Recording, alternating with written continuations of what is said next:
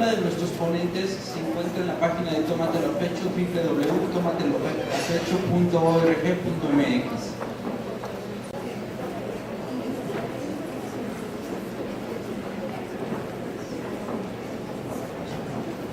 From about 3.5 million in 1977 to almost 14 million in 2012 and a projected 18 million in 2022. And I think that we can expect to see similar trends in other countries as early detection and treatment improves. So what about breast cancer survivors? Well, breast cancer survivors make up the largest population of cancer survivors.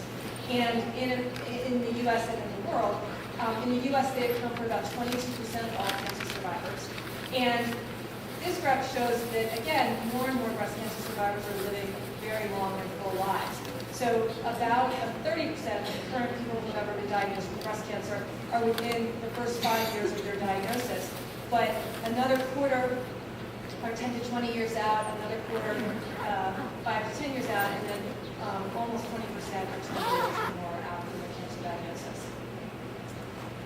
This is a picture of President Clinton in 1996 signing into law a ceremony that formally launched the Office of Cancer Survivorship.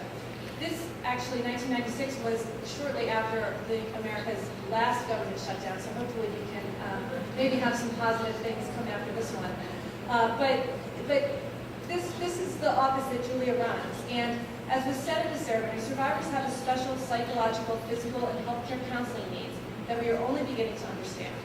The Office of Cancer Survivorship will support the much-needed research that will help cancer survivors deal with the problems they face even after their cancer is cured. So what does the Office of Cancer Survivorship do?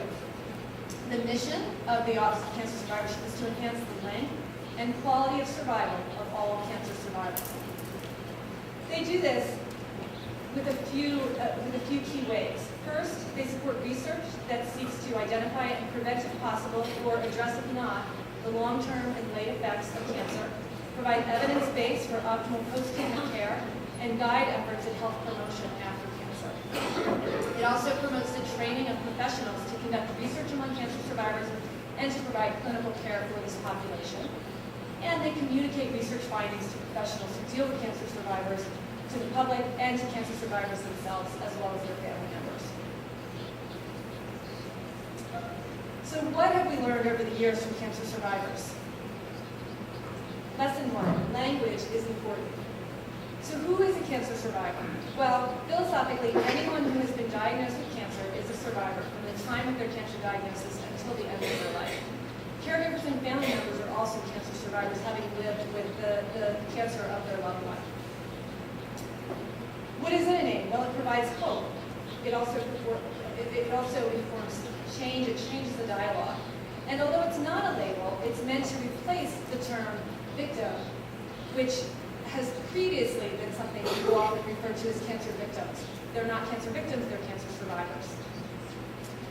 Lesson 2, being free of cancer being cancer-free does not mean being free of cancer. Survivors live with cancer for the rest of their lives.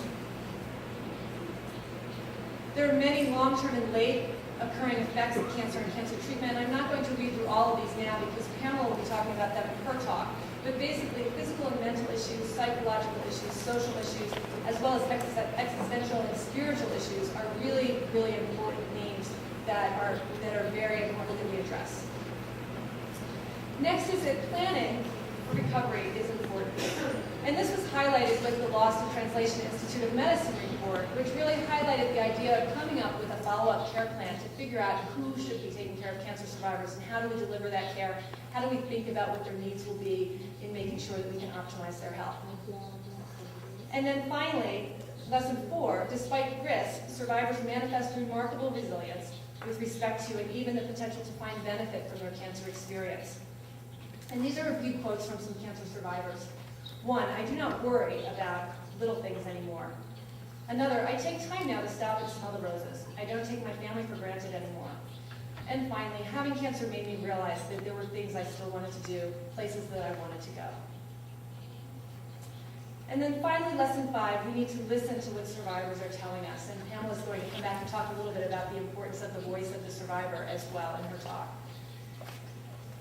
In spite of the uncertainties, there can still be really good quality of life after cancer. So just on this final slide, a few opportunities I think that we have going forward, both in America and in other places. So number one, the growing attention to survivors' long-term well-being and follow-up care, as reflected in these recent reports, is really encouraging. Second, there's a commitment of a growing number of researchers and clinicians to this area of cancer control science and practice, which I think will only make care much better in the future. And finally, there's an articulated, effective advocacy community, the power of survivors' voices, which really can say something strong and powerful, as I think you saw this morning with our video. And so Julia sends her thanks and, again, her regrets for not being here.